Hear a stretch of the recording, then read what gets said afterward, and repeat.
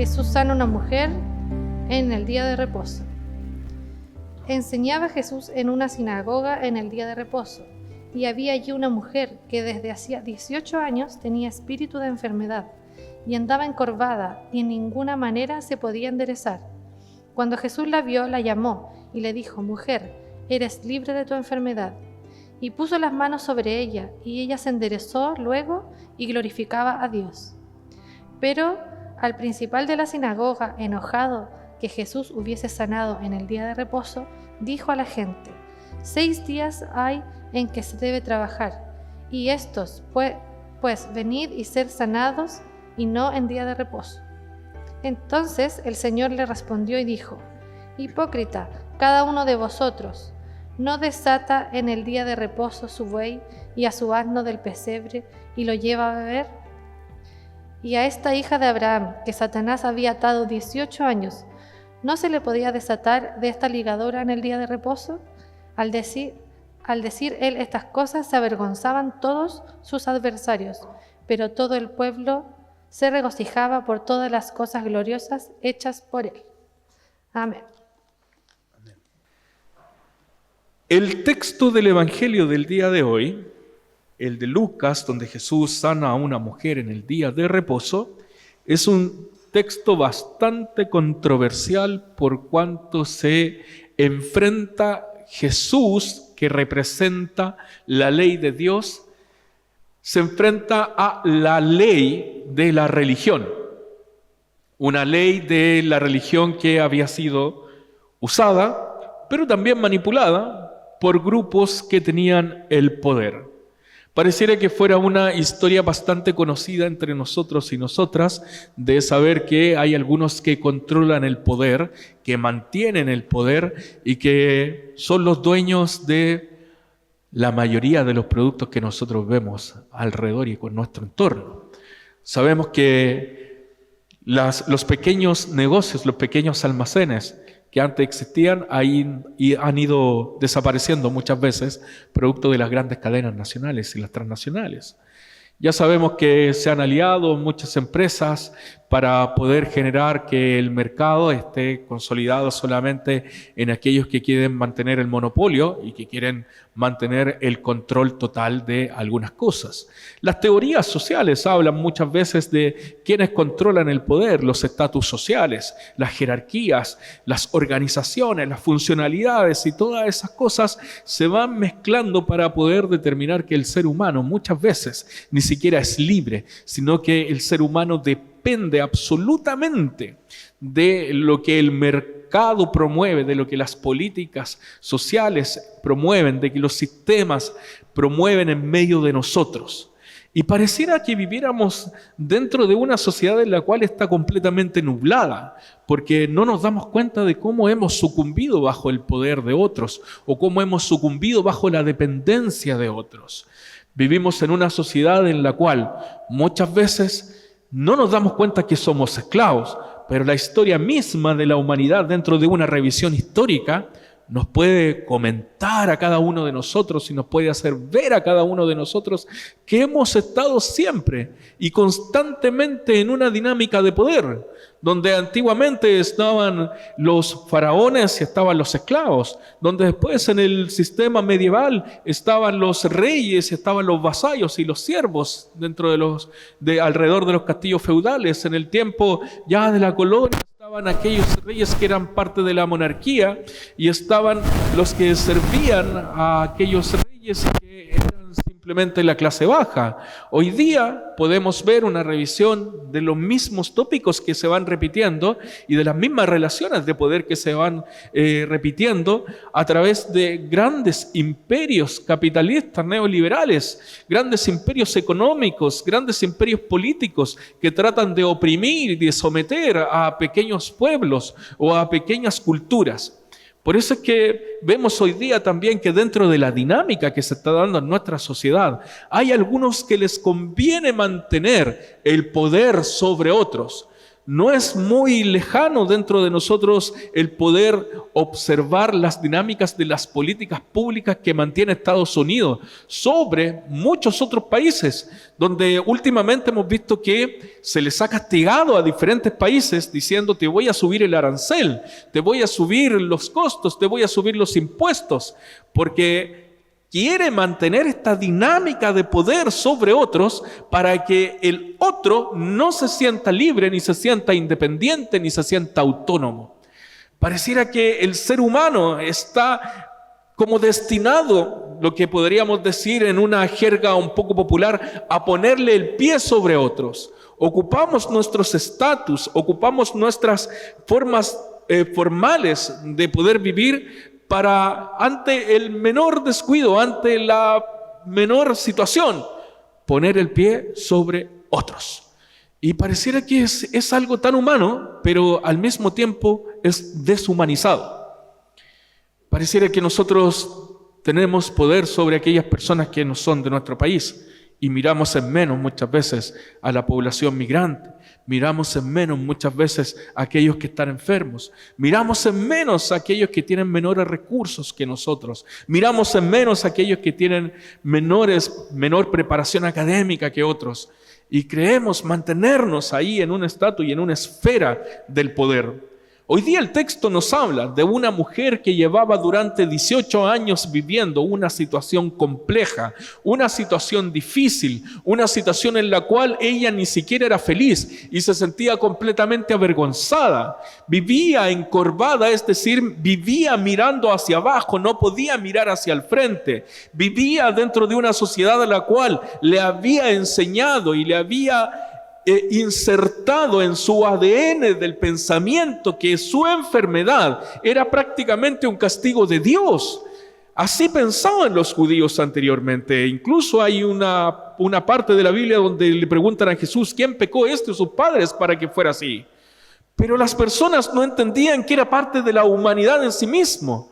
Pero independientemente de que tuviera la enfermedad de estar encorvada o cualquier tipo de enfermedad, ella sigue siendo una persona, sigue siendo creación de Dios, sigue siendo una persona que Dios creó a su imagen y semejanza. Sin embargo, el texto nos dice que Jesús le hace un tremendo ofrecimiento y le da una tremenda declaración, porque Jesús, al observarla, lo primero que nos está destacando es que Él ve y observa la necesidad de las personas independientemente de la condición en la cual están viviendo las personas. Para Jesús, todas las personas, sin excepción alguna, son iguales ante Él. Ninguno de nosotros es más importante que el otro delante de Dios. Todos somos importantes delante de la presencia del Señor. Cristo murió por todos nosotros, absolutamente por toda la humanidad. No murió por unos ni por otros. No murió por esta religión o por la otra religión. No murió por los que se sabían de memoria la Biblia y por los que no se la sabían. Cristo murió por todos nosotros y todos somos iguales delante de la presencia del Señor. Por lo tanto, creemos en un Dios que mira desde la igualdad y desde la justicia a todos por iguales. Pero además de que Dios la ve por medio de Jesús, es decir, que no pasa inadvertida la situación del que sufre para Jesús, porque esta mujer encorvada y llena de enfermedad podía pasar invisible para otros y estaba siendo invisibilizada por la sociedad y por el sistema, pero para Jesús ninguno de nosotros es invisible, sino que somos visibles para Dios, y está preocupado de nuestra situación, y está preocupado de nuestro entorno, y está preocupado del cómo vivimos. Además de verla, la llamó, y ese es un acto de rebeldía, lo que hizo Jesús. El acto de rebeldía más grande para la comunidad que estaba allí es que un hombre, un maestro con una gran reputación como Jesús, haya llamado a una mujer que estaba enferma en un día de reposo, porque además es mujer. Y hay una visión sobre la mujer que es de violencia. En los tiempos de Jesús vivían violencia las mujeres. Había una violencia de género establecida, que los hombres oprimían a las mujeres y las usaban y utilizaban simplemente para que fueran mujeres de casa, de hogar, con tareas domésticas y para poder reproducir. Porque mientras más reproducía la mujer, era más bendecida la familia. Por lo tanto, el hombre estaba destinado a ocupar un cargo de poder y de jerarquía por sobre la mujer. Pero Jesús es el que llama a la mujer.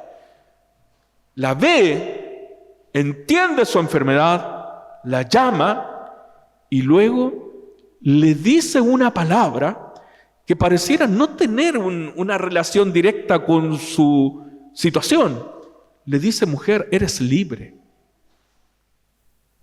Pero en ninguna parte el texto dice que ella está atada ni esclavizada. Pero le dice: tú eres libre de tu enfermedad. Y muchas veces nosotros creemos que cuando hablamos de enfermedad lo asociamos directamente a asuntos psicosomáticos o asuntos físicos, a asuntos que tienen que ver con heridas, con situaciones del cuerpo.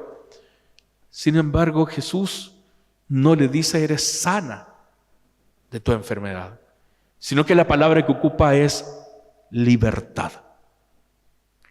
¿Por qué?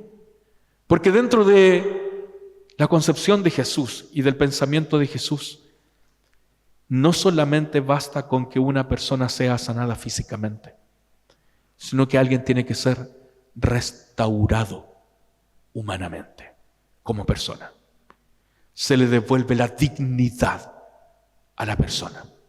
Se le devuelve completamente el ser y el existir como un igual delante de todos y de todas. Al decirle que es libre de su enfermedad, no solamente la mujer se libera físicamente, sino que libera también su espíritu y libera su alma. Puede volver a mirar de frente, puede volver a observar lo que acontece a su alrededor sin que nadie la cuestione, sin que nadie la reprima, sin que nadie la oprima. El problema que se nos da ahora, hermano, porque hasta aquí la historia pareciera ser muy linda y podríamos decir: colorín colorado, este cuento se ha acabado. O podríamos ponerle ahí: el vivieron felices para siempre. Pero no fue así. Fíjense que uno de los que más esperan a veces son los que muchas veces nos generan problemáticas o nos generan situaciones incómodas. Pareciera ser que la historia podría desencadenarse en una proclamación de la mujer, porque dice que ella se enderezó y glorificaba a Dios. Y eso sería perfecto, formidable. Sería algo genial, sería el testimonio perfecto para la comunidad que está alrededor.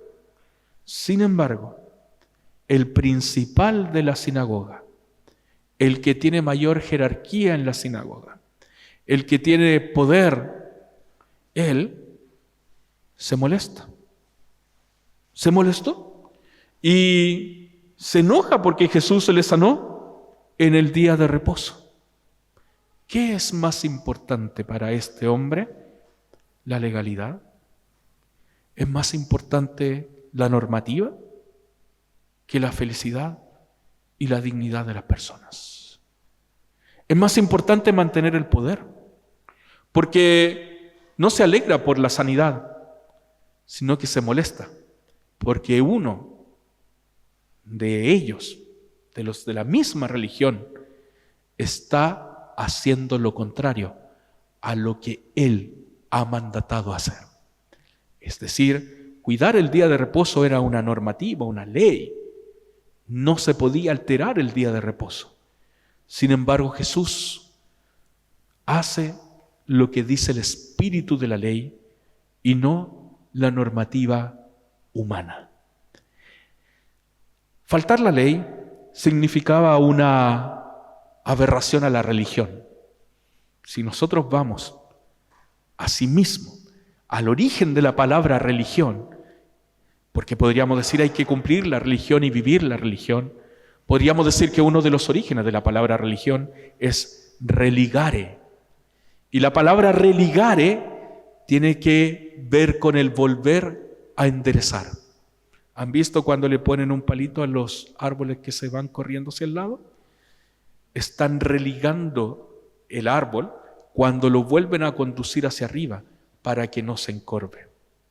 Es decir, la religión no tiene que ser la que promueva, ni tampoco la que mantenga la encorvadura de las personas. La religión no está hecha para oprimir, sino que para liberar. Jesús vino para liberarnos a nosotros, para desmontar opresiones y para generar liberación sobre nosotros. Él también nos dice hoy día a nosotros que no podemos vivir en la vida encorvados, sino que al contrario, debemos vivir la vida libre mirando hacia adelante, con la frente siempre en alto, porque Dios está con nosotros. Y por lo tanto, debemos resistirnos a todos aquellos sistemas corruptos que están tratando de encorvar a las personas. Debemos resistirnos a todas aquellas prácticas, malas prácticas, que tratan a las personas de oprimirlas, de reprimirlas y de indignificarlas. Hoy día más que nunca el texto bíblico nos dice que quien sigue a Jesús y sigue los pasos de Jesús es aquel que trata de reivindicar la justicia, la igualdad y la dignidad de todos los seres humanos. Porque volvemos a decir lo mismo, todos somos iguales delante de Dios. Y Dios vino para enderezar nuestras vidas, no para que vivamos como esclavos. Por lo tanto, cualquier sistema que esclaviza es un sistema que no está acorde al reino de Dios.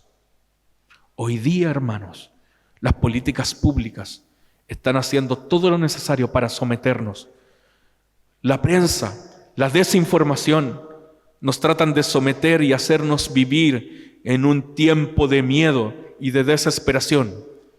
Tenemos que liberarnos y sacudirnos de eso, porque el Señor también hoy día viene y nos dice a cada uno de nosotros, somos libres de aquellas cosas que nos han enfermado.